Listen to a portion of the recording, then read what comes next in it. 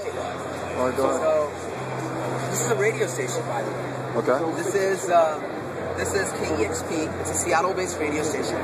And what they've done is they've created a new experience. So it's an HTML5 page, all standards-based. And it's showing the how immersive the experiences can be with HTML5 and a great browser.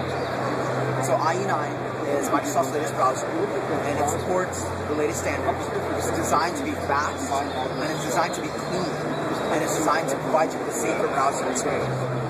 So in this case, you can see there's a couple of nifty HTML5 things built into it. I just pressed A, and it activated an alpha experience which makes these CD albums appear and disappear. Right? And this is a standard, works on all the browsers, and it's showing you how pretty it looks, right? And besides just being pretty, it's also fast. So I'll go to our test drive site, and I'll show you some of the speed demos that we have. This is an IE fish tank. There's again an HTML5 page. You can see all the browser components are tucked away. The address bar and the header take very little space. We give almost all the screen to the web page that you're visiting, so that gets prominence.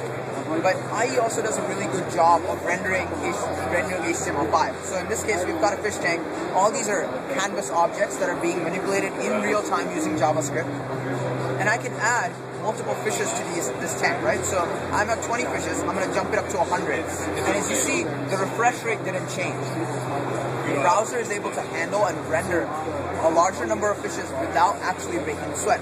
So I just went to 100, and once I find my mouse, I'm going to go to 250. Again, the refresh rate doesn't change.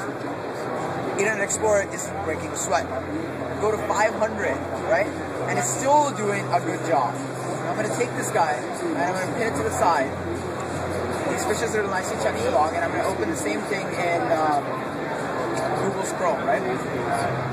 So, because it's an HTML5 page, it runs well in both the browsers. The difference here is you can see that, Chrome's getting faster, but there's at 20 fishes, they're kind of struggling a little bit.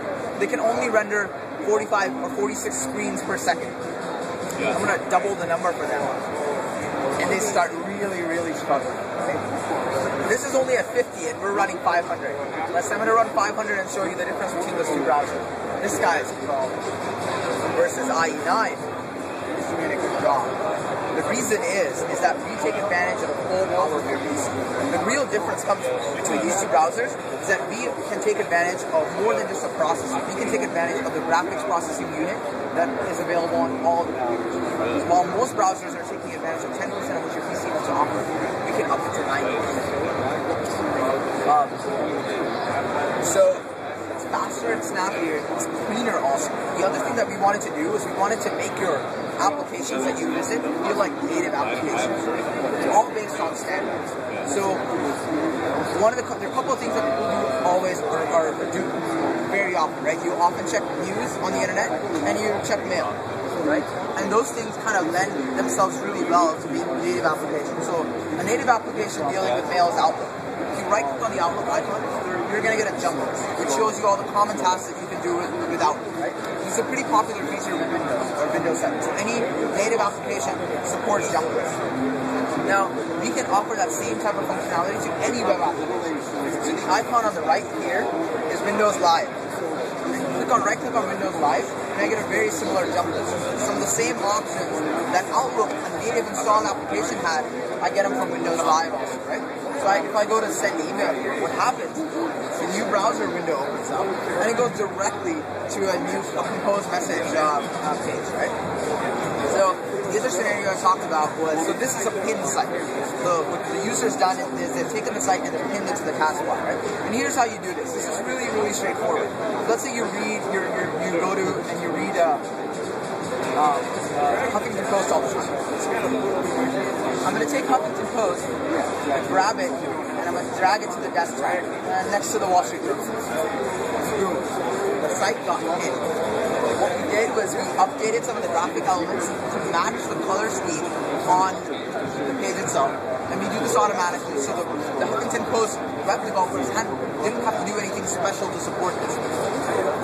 They can do however, is for tasks and jump. So if I right click on Huffington Post here, I get all the common tasks and the big news items that I care about from Huffington Post. So the experience is this, right? I close Huffington Post and I go to my computer and I'm like, oh, what's the latest news? I can right click on it and I get the breaking news without actually having to open the page and go into a link. Seamless browser experience. The really nifty part is that Huffington Post can send you notifications directly to that pin site icon. So how many of you guys play Farmville? Yeah. None. Okay, fine. That's great. I love you a lot better. But so Farmville lends itself really well to this example. Or Facebook. Let's say you have a notification on Facebook, right? Today, what you do is you either get an email or you go to the Facebook site and you see those little icons, and then you click on it, and then you see what you have to do, right? With IE9, you can have those notifications set directly to the web page, the pin task icon, so that you don't actually have to go to Facebook to check what new notification was. You can kind of push it down to you. So the example is this game, right? This is a pin site. It's on Hi-Fi, which is a social gaming site. So imagine something similar to Farmville. So what Millionaire City can do is it can update the icon directly on the taskbar.